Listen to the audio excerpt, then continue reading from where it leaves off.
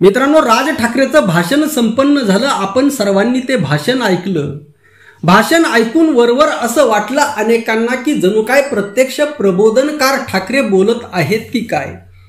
असं एकदम लज्जतदार असं भाषण होतं. राज ठाकरे यांची शैली जरी ठाकरे शैली म्हणून प्रसिद्ध असली, परंतु त्यांच्या भाषणातील अशा काही खोचा आहेत ज्या महाराष्ट्रासमोर आलेल्या नाहीत, ज्याचं कोणत्याही मीडियाने न्यूज चॅनलने विश्लेषण केलं नाही. प्रबोधनकार ठाकरे यांच्या मताचे आपण सर्वजण आहोत किंवा त्यांना फॉलो करणारे आहोत. आणि अशामध्ये जर राज ठाकरे यांच्या भाषणामध्ये प्रबोधनकार ठाकरेंची झलक जर दिसत असेल तर त्या भाषणाची स्तुती करावी की त्या भाषणाची चिकित्सा व्हायला हवी, या अनुषंगाने आपण विश्लेषण करणार आहोत. आता मित्रांनो, प्रबोधनकार ठाकरे तर राज ठाकरे यांचे आजोबा. जर आपल्यासारख्यांना प्रबोधनकार ठाकरे माहीत असतील तर मग प्रबोधनकार ठाकरे राज ठाकरे यांनी वाचले नाहीत असं होणार नाही. अनेक जण त्यांच्या वेगवेगळ्या भूमिकामुळे त्यांना सल्ला देत असतात की तुम्ही प्रबोधनकार ठाकरे वाचा. प्रबोधनकार ठाकरे राज ठाकरे यांनी वाचले नाहीत असं नाही, किंवा प्रबोधनकार ठाकरे यांची भूमिका राज ठाकरे यांना माहीत नाही असं नाही. मित्रांनो, ही लोक अत्यंत हुशार असतात. हे पुढचं समजण्या अगोदर लक्षात ठेवा. तुम्हाला पुढचा विषय समजण्या अगोदर लक्षात ठेवा. जगद्गुरु श्री संत तुकाराम महाराजांचं एक प्रसिद्ध वचन आहे, अभंगाचं चरण आहे. तुकाराम महाराज म्हणतात, संतांचे ते आपत नव्हती संत, नव्हती ते संत नावाचं प्रकरण आहे. खूप महत्वाचं आहे. म्हणजे प्रबोधनकार ठाकरे यांचे जरी नातू असले तरी सुद्धा ते प्रबोधनकार होऊ शकत नाहीत किंवा 100% त्या विचाराने चालतील असं नाही. लक्षात ठेवा. माणसं आपल्या फायद्यासाठी, आपल्या सोयीसाठी त्या पद्धतीने भूमिका घेत असतात. माणसं आपला स्वार्थ पाहत असतात आणि स्वार्थासाठी जगाला वेड्यात काढण्याचं काम करत असतात. आणि यामध्ये तर राज ठाकरे हे मास्टर माइंड आहेत. लक्षात ठेवा. आता मित्रांनो, पुढचा भाग खूप महत्वाचा आहे. त्यांनी कुंभमेळ्याविषयी म्हटलं, परंतु कुंभमेळ्यामध्ये जी भूमिका जगद्गुरु श्री संत तुकाराम महाराजांची आहे किंवा प्रबोधनकार ठाकरे यांची आहे ती भूमिका मात्र मांडली नाही. तरी सुद्धा जी मांडली त्याचं 100% समर्थन आहे. आता मित्रांनो, वॉटर पोल्युशन किंवा नदी प्रदूषण हा मुद्दा खूप मोठा आहे. हा केवळ कुंभमेळ्यापुरता मर्यादित विषय नाही. हा मुद्दा काश्मीर पासून कन्याकुमारी पर्यंत भारतातील सगळ्याच नद्या प्रदूषित झालेल्या आहेत आणि त्याला कंट्रोल करणं सरकारच्या सुद्धा बाहेर आहे. लक्षात ठेवा. यामध्ये भ्रष्टाचार हा खूप मोठा मुद्दा आहे. त्यांनी सांगितलं 33,000 कोटी जर नरेंद्र मोदी सरकारने यावर जर खर्च केले असतील, म्हणजे यामध्ये सुद्धा प्रचंड असा भ्रष्टाचार झालेला आहे. त्यातली त्यात आपला देश हा भ्रष्टाचाराने पूर्णपणे पोखरलेला आहे. मग याला पर्याय म्हणून जर काँग्रेस सरकार आलं ते सुद्धा त्याच माळेचे मणी. म्हणजे सरकार कोणतं जरी आलं तरी नद्या शुद्ध होणार नाहीत, नद्या प्रदूषितच राहणार. केवळ काही जणांना, सामान्य लोकांना खुश करण्यासाठी, जसं महाराष्ट्रामध्ये वारकऱ्यांना खुश करण्यासाठी इंद्रायणी, भीमा यांच्या शुद्धीकरणाची घोषणा होते. परंतु आत्ताच मी 2-4 दिवसापूर्वीच आत्ता एकादशीला पंढरपूरला गेलो होतो. काय अवस्था आहे नदीची. म्हणजे अगदी गटाराच्या पाण्यावानी तेथील जर पाणी असेल तर काय. आणि मित्रांनो, हे सरकार करू शकतं, सर्वसामान्य लोक करू शकत नाहीत. यावर कडक कायदा करून जो पाण्याचा निचरा आहे, प्रदूषण आहे, कारखान्याचं प्रदूषण आहे, शहरातल्या पाण्याचं प्रदूषण आहे, याची योग्य विल्हेवाट लावण्याचं काम सध्याच्या काळामध्ये तरी केवळ आणि केवळ सरकारच करू शकतं. आणि यावर कायदे करून जनतेला सुद्धा यामध्ये सहभागी करून घ्यायला हवं. परंतु प्रत्यक्षामध्ये तसं काहीही होत नाही. प्रत्यक्षामध्ये यावर प्रचंड पैसा खर्च केला जातो. लक्षात ठेवा. पैसा खर्च केला जातो, परंतु तो पैसा कुणाच्या खिशामध्ये जातो हे आपल्या सर्वांना माहीत आहे. आता उद्या राज ठाकरे जरी मुख्यमंत्री झाले, लक्षात ठेवा, उद्या राज ठाकरे जरी मुख्यमंत्री झाले तरी सुद्धा ते या समस्या सोडवू शकत नाहीत. समस्येवर बोलायला काय, मी सुद्धा बोलेल, मी सुद्धा बोलत आहे. समस्येवर बोलणं वेगळं आणि करणं वेगळं.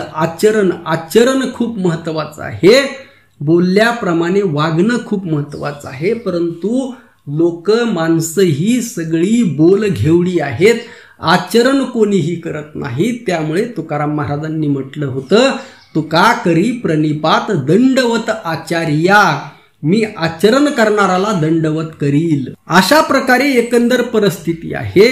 परंतु मला राज ठाकरे यांच्या ज्या मुद्द्याकडे लक्ष केंद्रित करायचं आहे ते लक्षात ठेवा. राज ठाकरे यांनी भ्रष्टाचाराचा मुद्दा काढला, परंतु त्याच्या विरोधामध्ये जी रोखठोक भूमिका घ्यायला हवी होती ती घेतली नाही. सध्या औरंगजेब कबरीचा जो प्रश्न महाराष्ट्रामध्ये गाजला, लक्षात ठेवा, औरंगजेब कबरीच्या मुद्द्याकडे राज ठाकरे पाहत होते आणि त्यांच्या असं लक्षात आलं की 70 ते 80% जनता ही औरंगजेबाची कबर या महाराष्ट्रामध्येच असायला हवी या बाजूने आहे. ती का आहे? कारण ती जनता 80% जनता ही छत्रपती शिवाजी महाराजावर जीवापाड प्रेम करते. या 80% जनतेला माहित आहे की आपल्या येणाऱ्या पिढ्यांना जर छत्रपती शिवाजी महाराजांचा इतिहास दाखवायचा असेल, सांगायचा असेल, तर इतिहासाची ही जी भौतिक साधने आहेत ही टिकवून ठेवावी लागतील, जतन करून ठेवावी लागतील.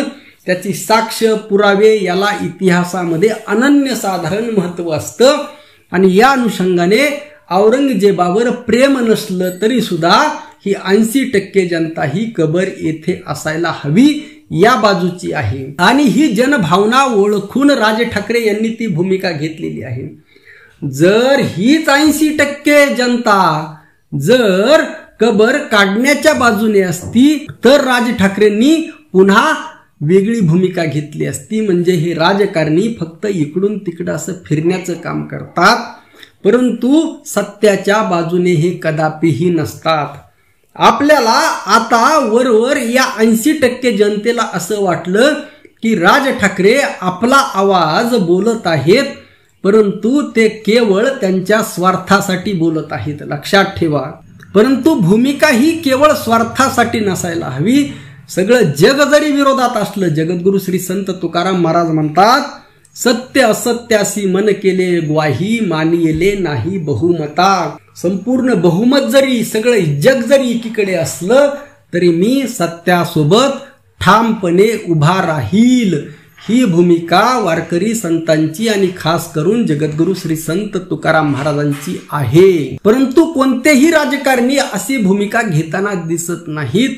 आणि अगदी मागच्या काही दिवसांपासूनची, वर्षांपासूनची राज ठाकरे यांची प्रतिमा, त्यांची विधाने, त्यांची भाषणे याचं जर अवलोकन केलं तर राज ठाकरे कोणत्याही एका मुद्द्यावर ठाम राहत नाहीत. म्हणजे परिस्थिती पाहून सोयीस्कर भूमिका, म्हणजे सोयीस्कर राजकारण, सोयीचं राजकारण ते करतात आणि त्यामुळे त्यांना यश येत नाही. तुम्ही कोणत्या तरी एका विचारधारेवर ठाम असायला हवं आणि खरं तर ती विचारधारा ही सत्याची असली पाहिजे. ती विचारधारा ही असत्याची असता कामा नये, खोटेपणाची असता कामा नये. सत्यावर, व्हॉट इज ट्रूथ, त्या सत्यावर आधारित असली पाहिजे. आणि आपले लोक याला बळी पडतात. लक्षात ठेवा, आपले लोक याला लगेच बळी पडतात. आपल्यासाठी सगळे हे राजकारणी एकाच माळेचे मणी आहेत. लक्षात ठेवा, सगळे, मग त्यामध्ये उद्धव ठाकरे सुद्धा असतील किंवा अन्य कोणीही असतील, शरद पवार असतील, हे सगळे कसे दगडापेक्षा विटकर मऊ, भारतीय जनता पार्टीपेक्षा, एकनाथ शिंदेपेक्षा आपण उद्धव ठाकरे, शरद पवार, मान्य प्रकाश आंबेडकर साहेब यांना पसंती देतो.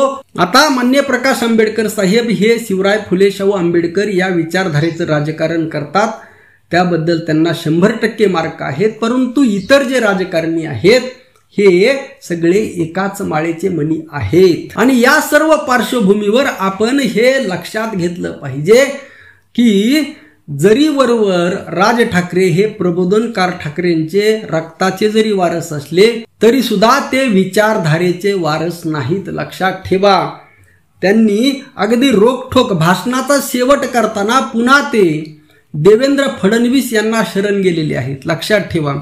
म्हणजे ज्यांच्या विरोधामध्ये तुम्ही बोलता, ज्यांचं पितळ तुम्ही उघडं पाडण्याचं काम करता, जे देवेंद्र फडणवीस गुजरात्यांचे गुलाम झालेले आहेत, जे देवेंद्र फडणवीस महाराष्ट्र विकायला निघालेले आहेत, जे एकनाथ शिंदे देवेंद्र फडणवीस जर पुन्हा तुम्ही त्यांच्याकडून अपेक्षा करणार असाल आणि तुम्ही तुमच्या भाषणाची सुरुवात ईव्हीएम मशीनवरून केली आणि तुम्हाला सुद्धा माहीत आहे ईव्हीएम मध्ये काही ना काही घोळ आहे, मग अशा वेळी तुमची भूमिका ही ठामपणे त्याच्या विरोधामध्ये आंदोलनाची असायला हवी, ठामपणे अगदी रोखठोक भूमिका असायला हवी. राज ठाकरे सारख्यांनी जर भूमिका घेतली तर एका महिन्याच्या आतमध्ये येथील सरकारला ईव्हीएम बाबत रोखठोक निर्णय घ्यावा लागेल, एवढी ताकद किमान त्यांच्यामध्ये आहे. परंतु यांची भूमिका ही मिळमिळी आहे.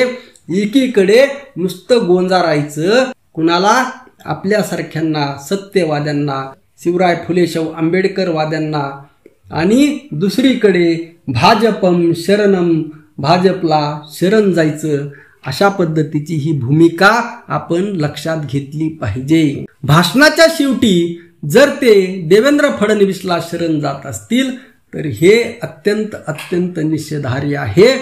ज्या कोरटकरने छत्रपती शिवाजी महाराजांची बदनामी केली, जो नंगानाच सुरू आहे, यावर त्यांनी एक ब्रही शब्द काढलेला नाही.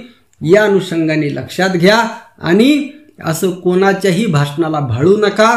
आपल्या तर्कबुद्धीने त्याचं विश्लेषण करत जा. अजून काही असेल तर ते कमेंट करून सांगा. परत यावर आपण बोलू. रामकृष्ण हरी. जय जगद्गुरु. जय शिवराय. जय भीम.